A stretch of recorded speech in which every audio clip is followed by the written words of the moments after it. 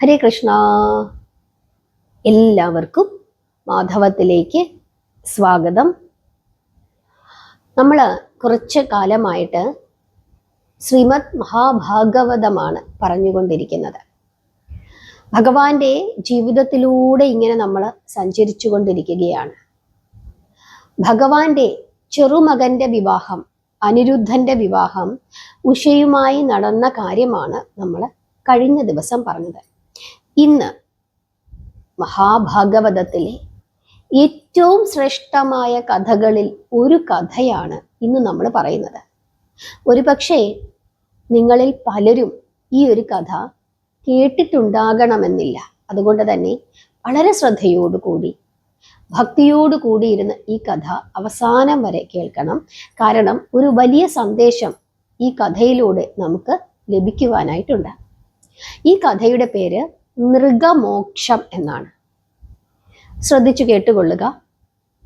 അങ്ങനെ ഒരു ദിവസം ശ്രീകൃഷ്ണപുത്രനായ സാംബൻ, ശ്രീകൃഷ്ണന്റെയും ജാമ്പവതിയുടെയും പുത്രനായ സാംബൻ, അവന്റെ കുറച്ച് കൂട്ടുകാരുമൊത്ത് ദ്വാരകയിൽ നിന്നും കുറച്ച് അകലത്തിൽ ഒരു പ്രദേശത്ത് ഇങ്ങനെ വിനോദസഞ്ചാരത്തിന് പോകുന്നു. അങ്ങനെ അവരങ്ങനെ സഞ്ചരിച്ചു കൊണ്ടിരിക്കുന്ന അവസരത്തില് അവർക്ക് ദാഹമുണ്ടാകുന്നു. അങ്ങനെ കുറച്ച് വെള്ളം കുടിക്കാം എന്ന് കരുതിയിട്ട് അവിടെ കണ്ട ഒരു ജീർണിച്ച കിണറിന്റെ അടുക്കലേക്ക് വരുന്നു.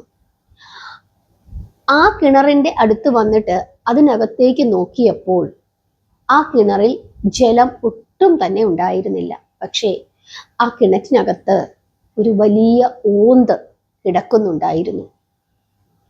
ഈ ഓന്ത് ഈ ജലമില്ലാത്ത ഈ കിണറ്റിനകത്ത് കിടക്കുന്നത് കണ്ടപ്പോൾ ഇവർക്ക് വലിയ സങ്കടമാണ് ഉണ്ടായത്. അയ്യോ, ഇതെങ്ങനെ ഇവിടെ ജീവിക്കും?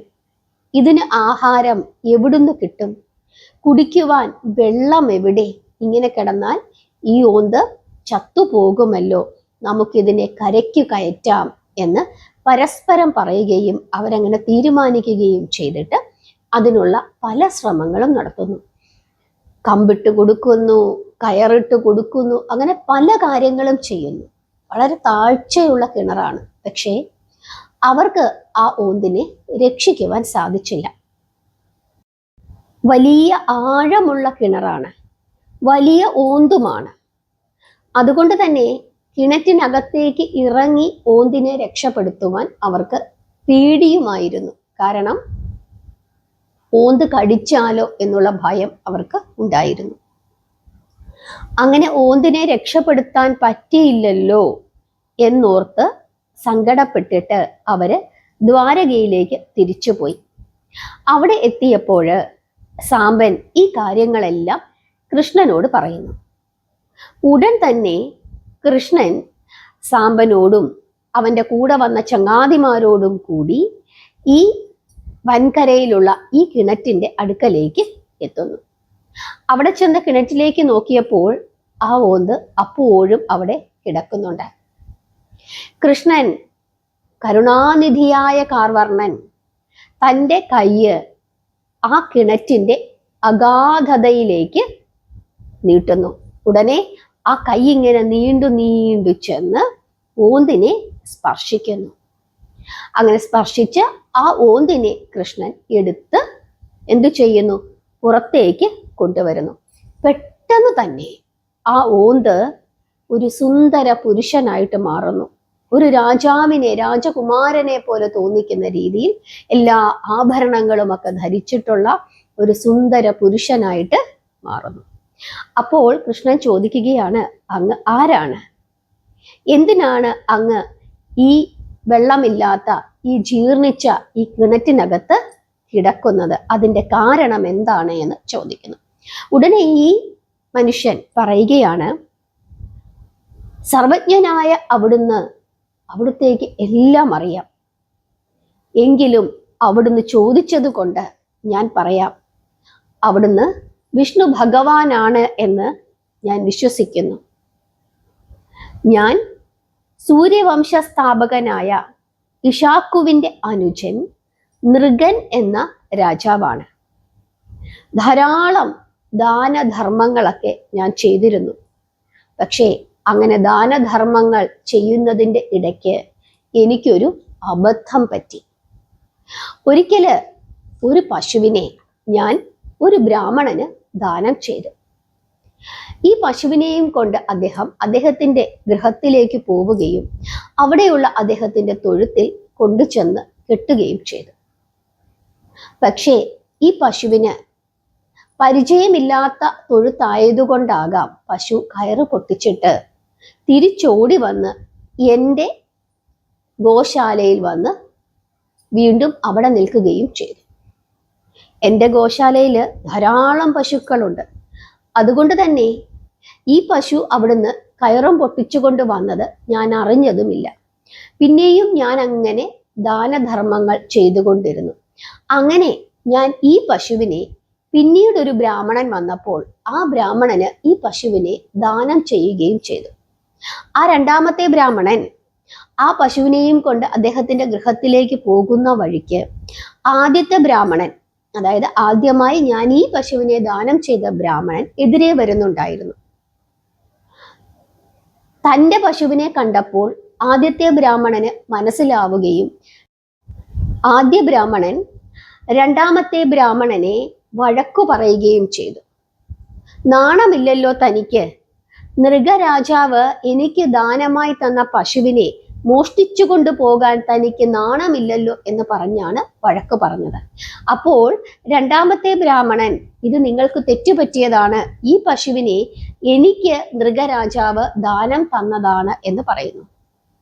ഉടനെ ആദ്യത്തെ ബ്രാഹ്മണൻ പറയുകയാണ്, എന്താണ് താൻ പറയുന്നത്?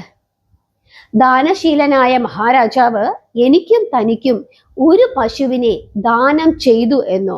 എന്നാൽ അത് കൊള്ളാമല്ലോ എന്ന് പറഞ്ഞു. എന്നിട്ട് ഇവർ തമ്മിൽ അങ്ങ് വഴക്കായി. അങ്ങനെ വഴക്കായി അവരെവിടെ എത്തിച്ചേർന്നു? രാജധാനിയിൽ എത്തിച്ചേർന്നു. എന്നിട്ട് രണ്ടുപേരും വിവരം പറഞ്ഞു. അപ്പോഴാണ് എനിക്ക് അബദ്ധം പറ്റിയതായിട്ട് എനിക്ക് മനസ്സിലാകുന്നത്. അങ്ങനെ എനിക്ക് അബദ്ധം പറ്റിയതാണെന്നും അതിനു പകരമായിട്ട് ഞാനൊരു സ്വർണ്ണ പശുവിനെ ദാനം ചെയ്യാമെന്ന് പറയുകയും ചെയ്തു. പക്ഷേ അവര് കേട്ടില്ല. അവരെന്നെ വഴക്കു പറഞ്ഞു, അവരെന്നെ നിന്ദിച്ചു. അവര് ഒന്നിച്ചു പറയുകയാണ്, ഹേ രാജാവേ, അങ്ങാണോ വലിയ ദാനശീലൻ, പരമോന്നതൻ. അന്യന്റെ മുതൽ കവർന്നെടുത്ത് അത് ചെലവാക്കി സ്വന്തം ഗുണത്തിനു വേണ്ടി പുണ്യകർമ്മങ്ങൾ ചെയ്താൽ അതുകൊണ്ട് എന്തു വിശേഷം? അത്തരം അധർമ്മങ്ങൾ പാപികളല്ലാതെ മറ്റാരും ചെയ്യാറില്ല. അങ്ങ് രാജാവാണ്. പ്രജകളെ ദ്രോഹിച്ച് കോഴ വാങ്ങി അതുകൊണ്ട് പുണ്യകർമ്മങ്ങൾ ചെയ്താൽ അതെങ്ങനെ പുണ്യമാകും? ന്യായമായ വിധം താൻ ആർജിക്കുന്ന ധനം കൊണ്ട് വേണം ദാനം ചെയ്യാൻ, പുണ്യകർമ്മങ്ങൾ ചെയ്യാൻ. അതിനു മാത്രമേ ഫലം ഉണ്ടാവുകയുള്ളൂ. ഒരു ബ്രാഹ്മണന് ദാനം ചെയ്ത പശുവിനെ മോഷ്ടിച്ചെടുത്ത് മറ്റൊരു ബ്രാഹ്മണന് ദാനം ചെയ്ത അങ്ങ് പാപിയല്ലേ? ദാനം ചെയ്യണമെങ്കിൽ സ്വന്തം ധനം ദാനം ചെയ്യണം. അന്യന്റെ ധനം ഒരിക്കലും എടുത്ത് ദാനം ചെയ്ത് അങ്ങനെ മിടുക്കനാകരുത്. ഇങ്ങനെ ഇവര് രണ്ടുപേരും കൂടി എന്നോട് പറയുകയാണ്. എന്നിട്ട് ഞാൻ കൊടുത്ത ദാനമൊന്നും പിന്നീട് അവര് സ്വീകരിച്ചതുമില്ല. അവരാ പശുവിനെ അവിടെ ഉപേക്ഷിക്കുന്നു. അറിയാതെ വന്നുപോയ അപരാധം ക്ഷമിക്കണമെന്ന് ഞാൻ വീണ്ടും വീണ്ടും പറഞ്ഞു. പശുവിന് പകരം സ്വർണം കൊണ്ടുള്ള പശുവിനെ തരാമെന്ന് പോലും ഞാൻ പറഞ്ഞു. പക്ഷേ അവര് കേട്ടില്ല. അവര് പറയുകയാണ്, എനിക്ക് ധനത്തിന് മോഹമില്ല, ഇനി മേലിൽ ഒരു ദാനവും ഞാൻ സ്വീകരിക്കുകയുമില്ല എന്ന് പറഞ്ഞിട്ട് ആദ്യത്തെ ബ്രാഹ്മണൻ പോവുകയും മറ്റൊരുത്തന് നൽകിയ പശുവിനെ എനിക്ക് വേണ്ട എന്ന് പറഞ്ഞ് രണ്ടാമത്തെ ബ്രാഹ്മണൻ, ആ ബ്രാഹ്മണനും എന്നെ വഴക്ക് പറഞ്ഞിട്ട് പോവുകയും ചെയ്തു. അങ്ങനെ രണ്ടുപേരും പിന്നീട് ഞാൻ കൊടുത്ത ഒന്നും വാങ്ങിയതുമില്ല, എന്നെ വഴക്ക് പറയുകയും ചെയ്തു. ആ പശുവിനെ അവിടെ ഉപേക്ഷിക്കുകയും ചെയ്തു.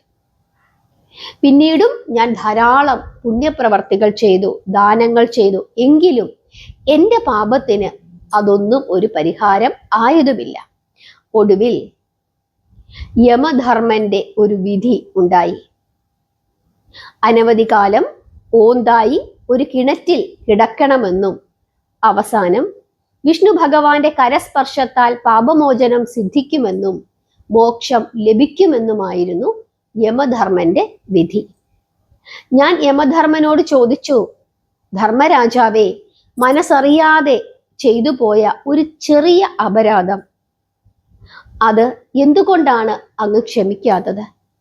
ഞാൻ എത്രയോ പുണ്യകർമ്മങ്ങൾ ചെയ്തു. ഞാൻ ചെയ്ത ആ പുണ്യകർമ്മങ്ങളെല്ലാം അങ്ങ് എന്തിനാണ് അവഗണിച്ചത്?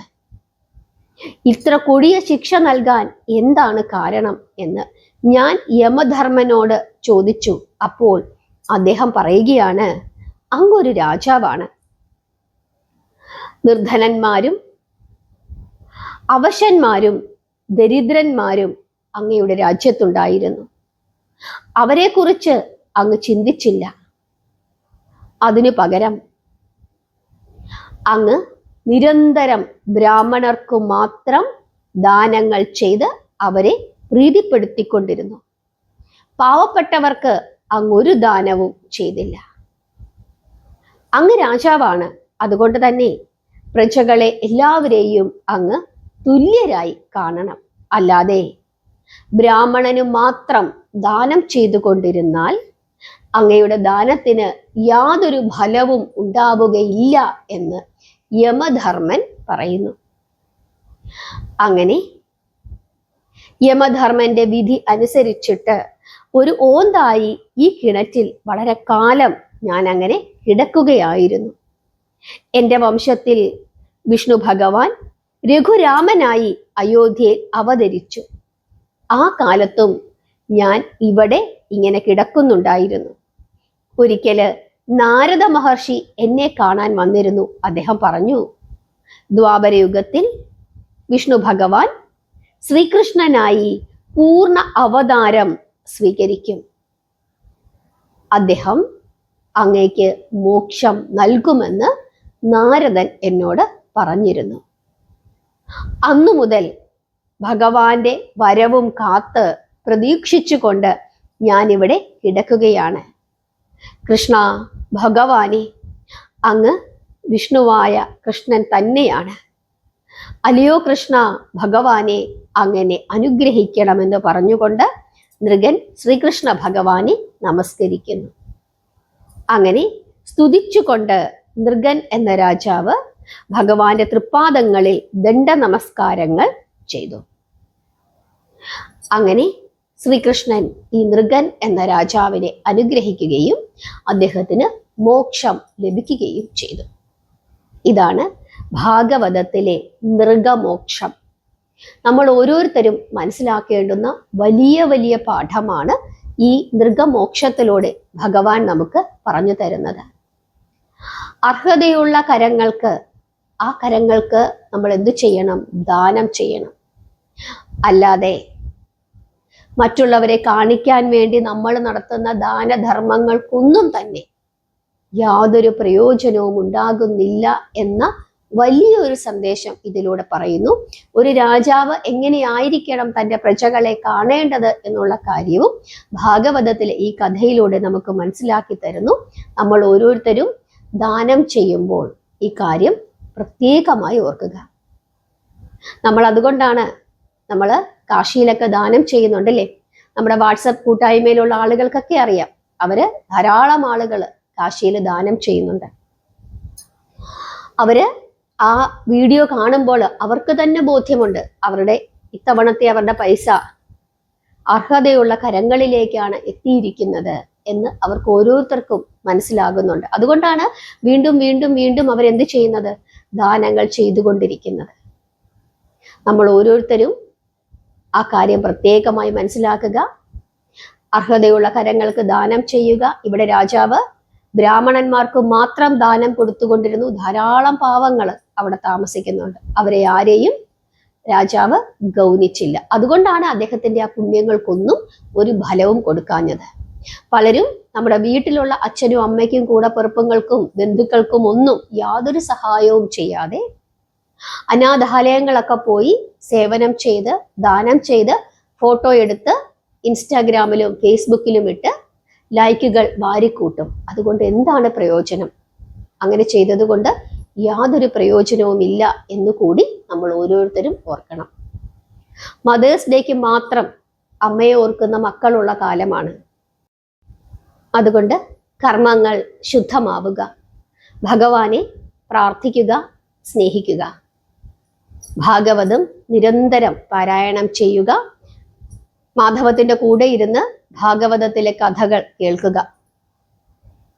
ഭഗവാന്റെ ജീവിതത്തിലൂടെ കഴിഞ്ഞ 1.5 മാസമായിട്ട് നമ്മൾ അങ്ങനെ സഞ്ചരിക്കുകയാണ്. ദ്വാപരയുഗത്തിന്റെ അവസാന കാലഘട്ടമാണ്. ഏകദേശം ഭഗവാന്റെ സ്വർഗാരോഹണമൊക്കെ അടുക്കാറായിരിക്കുന്നു. അതുകൊണ്ട് തന്നെ ഇനിയുള്ള ദിവസങ്ങൾ എല്ലാവരും വളരെ ശ്രദ്ധയോടുകൂടി ഭക്തിയോടുകൂടി മാധവത്തിന്റെ കൂടെ ഇരുന്ന് ആ കഥകളെല്ലാം കേൾക്കണം. ഭഗവാന്റെ അനുഗ്രഹം നിങ്ങൾക്ക് എല്ലാവർക്കും ഉണ്ടാകട്ടെ. ഹരേ കൃഷ്ണ.